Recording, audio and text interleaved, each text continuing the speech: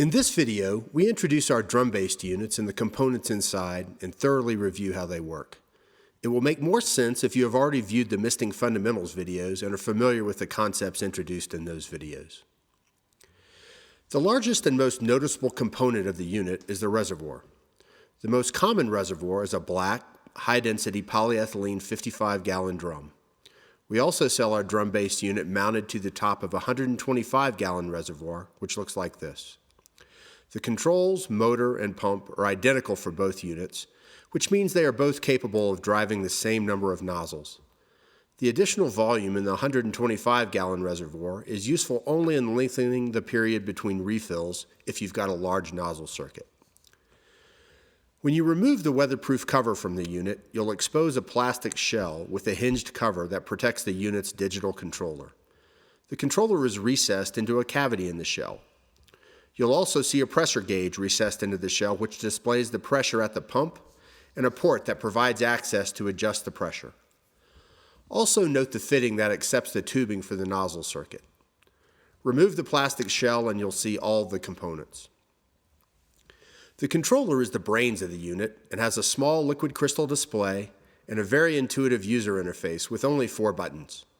We'll discuss how to navigate the menu structure and program it in another video. On the back of the controller, you'll see that we've built it to plug and play, with easily removable connections to the power cord and a wiring harness that electrically connects the controller to the other components. Under the shell, you'll see these components mounted to an aluminum chassis that rests on the reservoir lid. This is the motor that is coupled to the rotary vane pump we discussed in the fundamentals video. This is the solenoid valve that we use to both leave fluid in the nozzle circuit at the end of the mist cycle and to prevent a siphon.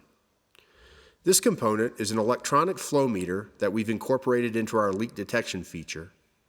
And this is the port to the nozzle circuit. This small black plastic box with the attached antenna is a remote receiver.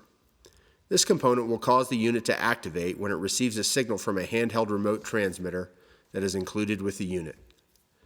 You'll note the lid also contains a bung hole. It is through this bung that you'll periodically replenish the insecticide and water.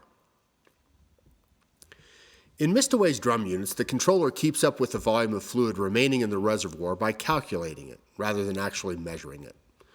As part of the setup process, you'll program into the controller the size of the reservoir and starting volume, the number of nozzles, and the duration of both scheduled and remote mist events.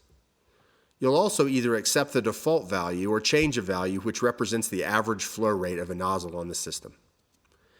At each mist, the controller estimates the volume of fluid pumped out by multiplying the number of nozzles by the mist duration by the average flow rate.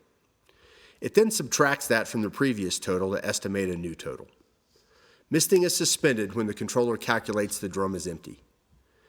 If the drum becomes empty before the controller thinks it is not a problem for the pump to run dry for a limited period. In another video, we'll thoroughly cover replenishing the unit and calculating how much insecticide and water to add and estimating how long the drum will last between fills. Now let's lift the lid off the drum and look under the hood. This is the pump intake. Note the filter on the end of the intake line. This line is what we call the Agitation J tube, and this is what is known as a mixing eductor. We'll discuss these later in the video. And this line leads to the auto drain valve, which you'll remember from the fundamentals video, allows the pressure in the nozzle circuit to decay quickly and prevents the nozzles from streaming and dripping. We call our drum unit Gen 1.3, and we can configure it with a range of options that enhances its functionality. Since you've seen the actual components, we'll use schematics to discuss these options and features. Let's start with our most basic unit, the Gen 1.3 No Agitation. In this schematic, you'll see the reservoir, the pump intake line, an auto drain valve, the controller and receiver, and the motor and pump, with the line that leads to the nozzle circuit. That's it, our most basic unit at our lowest price point. What you don't see is the solenoid valve we talked about in the fundamentals video that will prevent a siphon. We offer that as an option depicted here. This anti-siphon solenoid valve is known as a two-way valve. It looks like this and is mounted on a bracket outside the unit. Normally, it is closed to the nozzle circuit, preventing an accidental siphon between mist cycles. When it is time for a mist cycle, the controller energizes the valve a split second before the motor starts. At the end of the mist cycle, the controller holds the valve open for a time that can be changed by the user. This hold time allows the pressure in the nozzle circuit to decay through the auto drain valve. The controller then cuts off the power and the valve closes. It leaves fluid in the line so that misting begins right when it should and prevents a siphon between mist cycles. So this is our most basic unit with what we think is a very important but optional anti-siphon solenoid valve. Now let's move on to our more advanced drum unit. In this schematic, we're depicting the Gen 1.3 unit with agitation, and you'll note a couple of significant differences from the last schematic: the agitation valve and the agitation J-tube and mixing eductor. But before we describe how this works, let's talk about why you might want your unit to agitate the contents periodically. We spoke in the intro video about insecticides that are labeled for misting and the attributes that make them suitable. The formulations all contain emulsification systems that allow the active ingredients to stay dispersed in a volume of water for a long time and not float to the top or sink to the bottom. So you might conclude that the drum contents do not need to be agitated.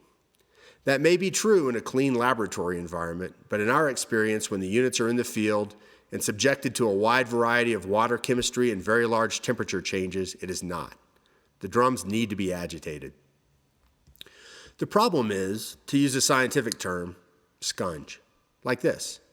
While the active ingredients do stay dispersed, if the drums are not vigorously agitated, it sets up an environment for biologic activity that forms a scum that will block the pump intake line and may even cause a bad smell.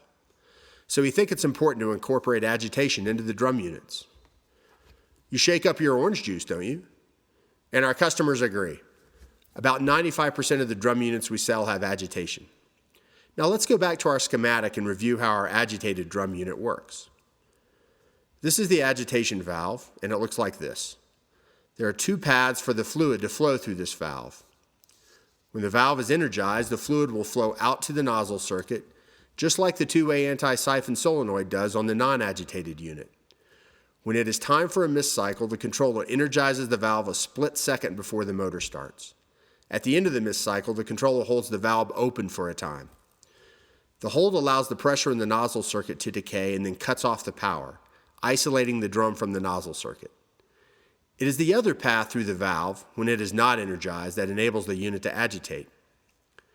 When there is no power applied to the valve during the agitation cycle, the pump forces the fluid through the agitation J-tube and up through what is called a mixing eductor, which looks like this.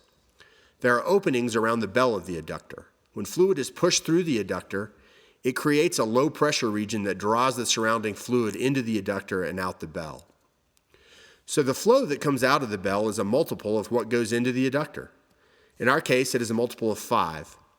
Since our pump delivers 107 gallons per hour, we actually get more than 500 gallons per hour coming out of the eductor. This means we can actually turn over and mix all the volume in a full 55-gallon drum in about 6 minutes. Now, when should we agitate? We think the right answer is as often as possible, and we've set the system up so that it will agitate multiple times per day. First, as long as it is plugged in and has power, the unit will initiate a once daily agitation cycle. You can change its time and duration in the controller if you wish. The unit will also agitate prior to each scheduled mist cycle and for a duration equal to that of the once daily agitation. So if you program the unit for a 6 a.m. mist cycle, it will begin its default 5-minute agitation at 5:55 a.m. Finally, the unit will also agitate for 15 seconds prior to a remote mist cycle, if you want it to. However, many people don't. You can turn off the agitation cycle prior to a remote activated mist and get instant misting gratification when you hit the remote. Okay, in this video, we've thoroughly covered the basic functions for both the Gen 1.3 non-agitated and agitated drum units. There are also options that you can add to our drum systems, including leak detection, a zone kit to expand the reach and capacity of the unit, and wind sensing. We'll cover those in other videos.